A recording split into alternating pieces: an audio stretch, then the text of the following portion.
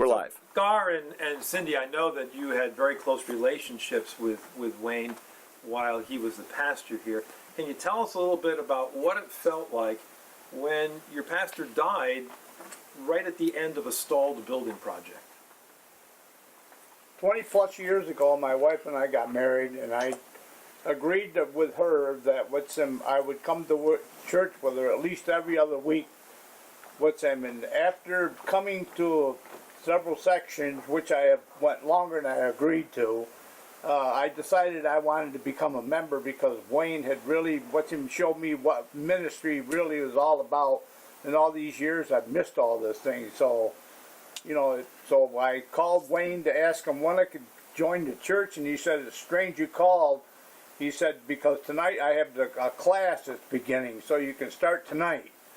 So I started that very night with him on the classes there, and then I became a member. Well, Wayne Jones became my mentor. He saw something in me that I didn't know I myself had. And he encouraged me to go into the ministry. So he became a very close ally to me, a very good person. He pushed me beyond the inner box I had, and therefore there was a closeness with us. And I was fortunate enough to be assigned here as his associate, as a part-time associate, when I did go to seminary. So we had a very good working relationship as well as a personal relationship. When Wayne became sick, he gave me 3 weeks' notice of his death. He came one day and he said, and I said, 3 months? He says, "No, I have 3 weeks." And he was gone 3 weeks to the day. And therefore, I went into shock mode because there was a congregation to think about. There was not just the thought of losing a pastor and a friend, but there was a congregation that was going to grieve. And I knew this. And I had to help prepare that congregation for grieving. You don't very often lose a pastor that is in the pulpit. And when you do, it's a whole different ballgame. So I was devastated. I was a newbie. I didn't have a lot of church background as a pastor, but I had some very capable pastors in the congregation that were there to hold me up when the wall crumbled down. And so when we lost Wayne at this stalled project, we couldn't think about the project.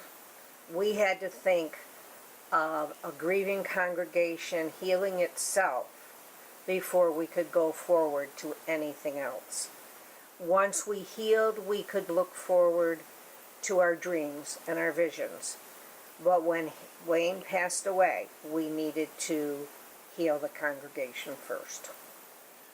So in the midst of that, you really weren't in that process of, how do we pull all the strings together and get the equipment back on the site. It was really about how do we kind of withdraw and how do we heal. We had to continue to let that project be stalled until we were on our own personal feet. Right. Before we could go back into the ground. Okay. Somewhat different question, but I think it builds upon what you've said so far, is with that project having been drawn to a close and now a multi-year hiatus, what do you think is God's message to us at this point in time? God has a plan. And if God didn't have a plan for us as Foothills, then he would have just stopped the project completely. I think we need to think ahead and continue our dream no matter how long it takes. And just remember that God has a plan.